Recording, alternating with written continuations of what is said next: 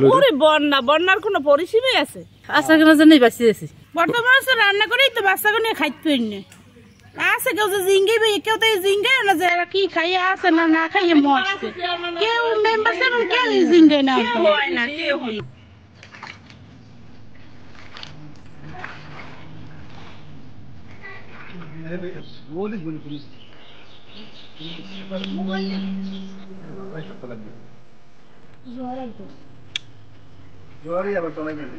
এক piece cake আর এক piece toast খাওয়াইছি, আসলে আমার কোনো উপায় নেই। আমরা অনাহারে 2-3 দিন আমাদের কোনো খাবার, সবাই আমরা খাওয়া রয়েছি, কেউ আপনি লন আমাকে চুলো দেখবেন আর ঘর দেখবেন আর কিছু লাগবে। পানি উঠছে, অসম্ভব পানি, একদম খুললে ভাত পাক করা লাগে, হাও করতে পারি না, হাও পানি মোদিগণ তুবন যাইছে, হ্যাঁ দেখলাম না চাইয়ে থাকতেন। আমরা কাঁদছি সবাই ওইতে বইয়ে যে আল্লাহ মোর আব্বা মগো বাঁচাও, কিরম বাঁচাবা, এই খালি কইতে রয়েছে। এটা হয়েছে যে দুপুর বাজে 12টা বাজছে, 12টার সময় বড় বন্যা ছাড়ছে।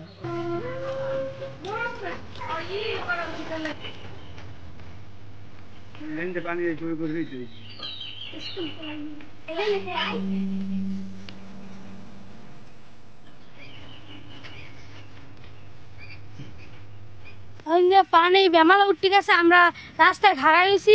তারপরে এবার যে ঠেলা মারছে পানিতে, ঠেলার সাথে আমরা ধরেন ব্যাপক দূর চলে গেছি। এরকম আমি কোমরও ব্যথা পাইছি, ভয় গেছি আমি পানিতে এবার যে পড়ে গেছি, এই জন্য আমি পানিও খাইছি। ভূতের চোটে একাল শুদ্ধ আমি নামি গেছে, খল্প শুদ্ধ রান্না বাড়া তো হয়ই নেই। একটু ওই জায়গা একটু আছে, হ্যাঁ একটু দিয়ে চাই, আর আমি এই চিড়ে মুড়ি খাইছি এই দিয়া। না চেয়ার মেম্বার কেউ আয় নাই, এখন থাক নাই। এই যে 2-3 দিন হয়ে গেছে, কোনো খোঁজ খবর কিছু নাই, কোনো মানুষের কোনো খবরই নেই, না যেন আছে না মরছে এই নদীর কূলে, কোনো খবরই নেই নাই।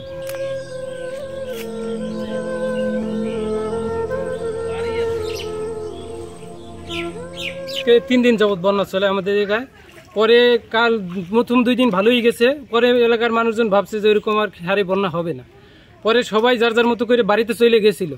পরে হঠাৎ করে একটা ধাক্কুল আসলো বন্যার, মানে এত তুফান যাতে বলার বাইরে, রাস্তা ওভার হয়ে পানি আসতেছিল। আস্তে আস্তে মানুষজন খালি আশ্রয় কেন্দ্রের জন্যই বেঁচে আছে। সবাই সাঁতার কাইটা আমরা ধৈর্য নিয়ে তারপর আশ্রয় কেন্দ্রে নিয়ে গেছি। এরপরে আজকে 3 দিন হয়ে যাইতেছে, এখন পর্যন্ত কোনো চেয়ারম্যান মেম্বার আমাদের কোনো খোঁজখবরই নিতে আসে না। এখন পর্যন্ত কোনো বাসায় পাক হয়েছে কিনা সন্দেহ। এই যে বাচ্চাদের দেখতেছেন, এরা সবাই এখন পর্যন্ত অনাহারে ওই টোস্ট বিস্কিট খাইয়ে এইসব বাইচে আছে। আমরা এখন পর্যন্ত 3 দিন যাবৎ মনে হয় যে কোনো দানা পানিই খাই না, এইটাই বাস্তব। অনেক ভয়াবহ আসিলাম, মনে করেন যে মাইয়েরা এই গেড়ে দিয়ে গেছি, আর চুলো মুলো সব তলাই গেছে, পুকুরে মাছ আসিল তলাই গেছে, আর গরু বছর নিয়ে অনেক কষ্টে আসিলাম। নদীর পরে কেউই খোঁজ খবর লয় না, মেম্বার চেয়ারম্যানেরা কেউ কি খামু কি কিরকম চলমু এই অবস্থায় আছে। গাছপালা, ঘর বাড়ি, হাঁস মুরগি, গরু বাছুর অনেক ক্ষয়ক্ষতি হয়েছে। রান্না বান্না তো করাই যায় না, শুকনা কিছু মুড়ি তারপর কাঁচা চাউল এইসব টাকা খাইলে দিন কাটাইছে।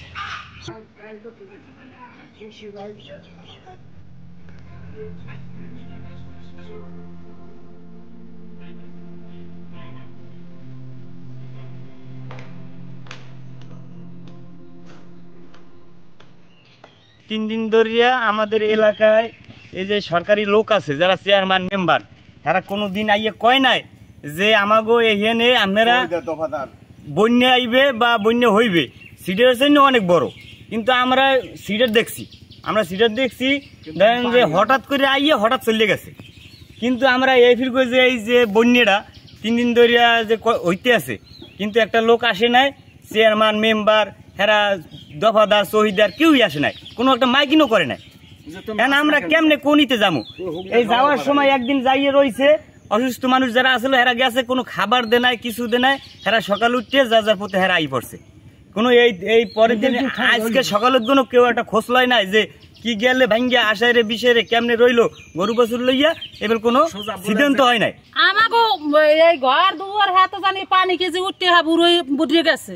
আসমুর কোনো রহম একটু গুছাই গুছাই থাকছে, হ্যাঁ মরছে কতকা আছে, কোনো রহম আছে। এবার পাক করে হাত খাইতে পারিনি। এবার ওই বাড়ির পাশের বাড়ির ওই বিল্ডিং দে, ওই যে আপনি দেখেন ওই বিল্ডিং দিয়ে যাইয়ে এবার কোনো রকম গুঁড়ো করা লাগে একটু আশ্রয় লইছি। এ আন্তরিত আমরা চুলোয় পানি, চুলোয় আন পর্যন্ত পানি আমাগো। হেই ভর কমে যাবো এখন গুরু গাড়া লইও কেউ জিগে না যে আচ্ছা তোরা কি বইলে আসো এই দুর্বল এই অবস্থা আমাকে ঘরটা কেউ আমাকে কোনো খোঁজ লয় না খবরও লয় না